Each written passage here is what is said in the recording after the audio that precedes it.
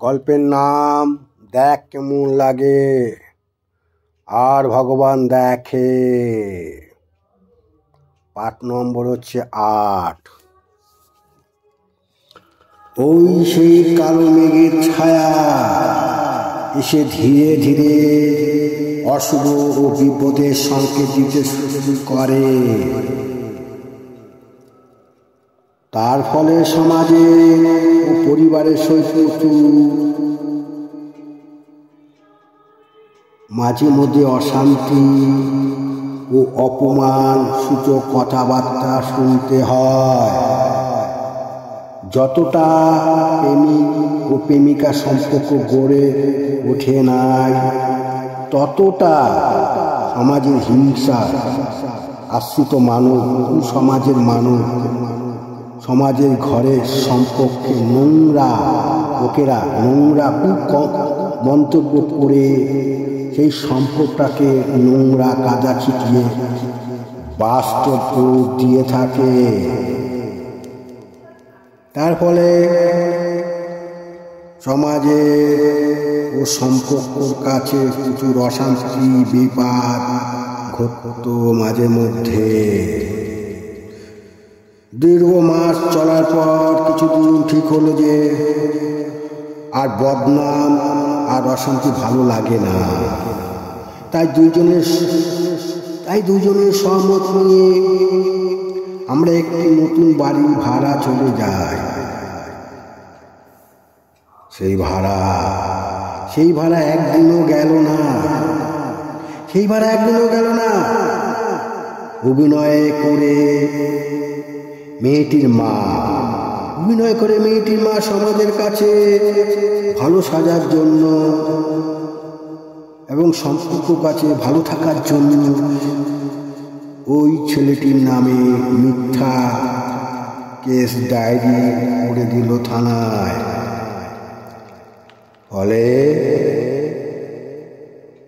ফলে মামলা মোকদ্দমা ঘটে গেল।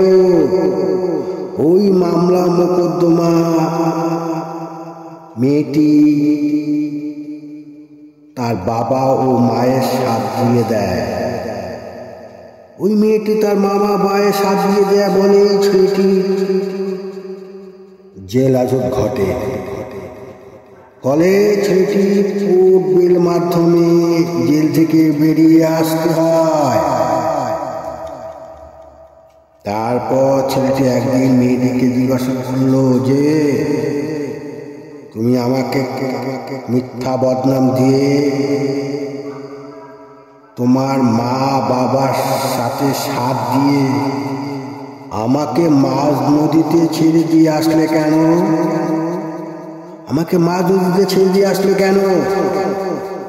আমি কি অন্যায় করেছি? আমি তো কোনোদিন কারোর ক্ষতি সাধন করি না। আমি তো তোমাকে পটিয়ে পাটিয়ে নিয়ে যাইনি। আমি তো তোমাকে জোর করে ভয় দেখিয়ে নিয়ে যাইনি। আমরা দুজনে সহমত নিয়ে গিয়েছি।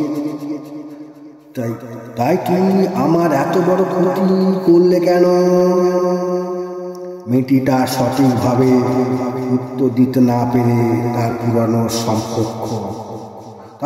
সম্পর্ক ও ছেলেটির পুরানো সম্পর্ক স্ত্রীর উপর সমস্ত দায়ভার দিয়ে দেয় যে তোমার স্ত্রী কেস করেছে, তোমার স্ত্রী থানায় ডায়েরি করে দিয়ে এসেছে। তখন ছেলেটি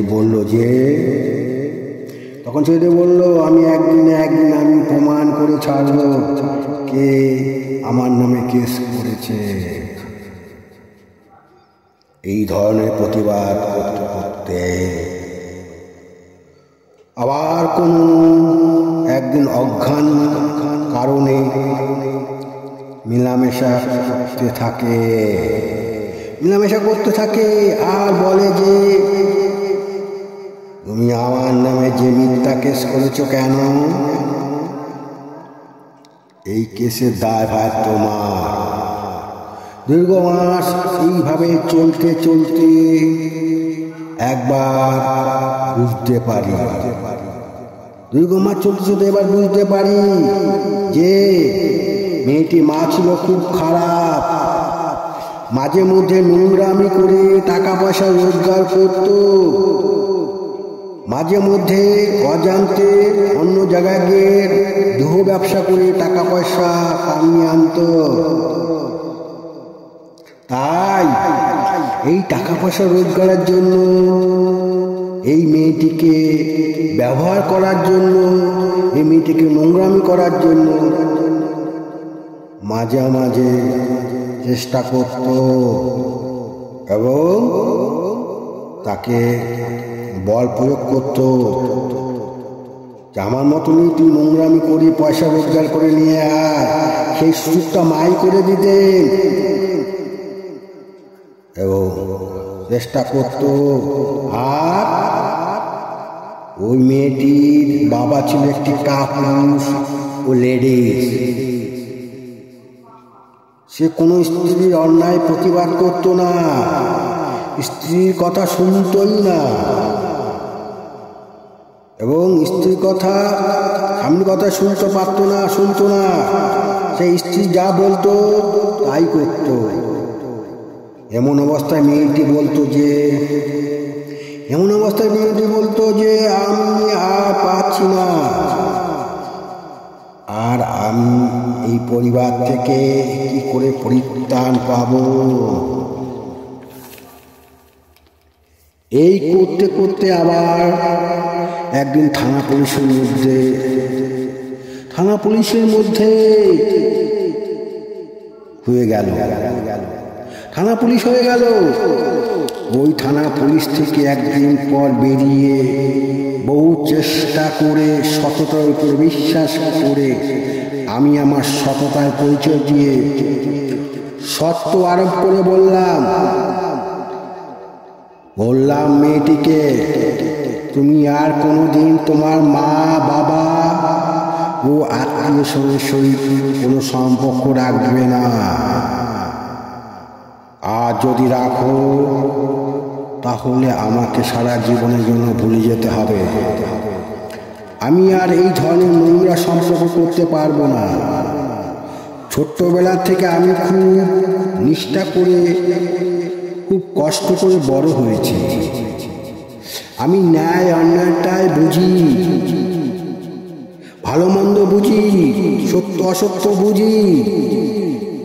তাই আমি তোমার ব্যাপারটা বুঝতে পেরেছি বলে আমি তোমাকে পুনরায় আমার কাছে স্থান দিয়েছি।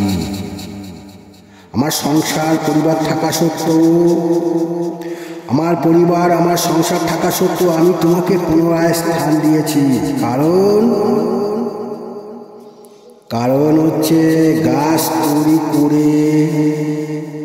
গাছকে তৈরি করে বড় হতে অনেক সময় দিতে লাগে, আর গাছ কেটে ফেলতে একটুও সময় লাগে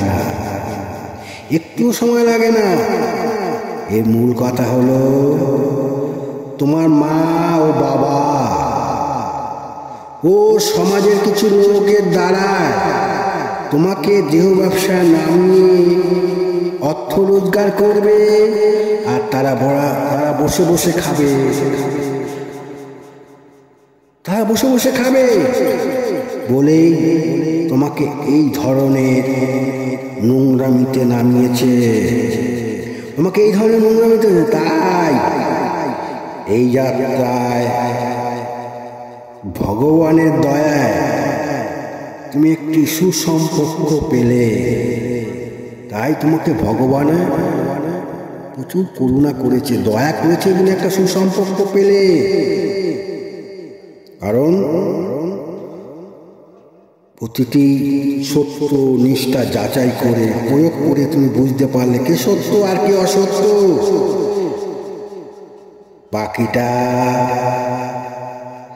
বাকিটা তোমার কর্মের ফলে শুরু হবে তোমার জীবন। তোমার জীবনযাত্রা, সুখ আর শান্তি। কারণ তোমার কর্মেই তোমাকে বলে দেবে তুমি কতদিন তুমি বুঝতে পেরেছো, কতটুকু ন্যায় নিষ্ঠার পথে চলতে পেরেছো। বাকিটা তোমার ঈশ্বরের উপর বিশ্বাস করে চলতে হবে। এটাই মানুষের কর্মের জীবন।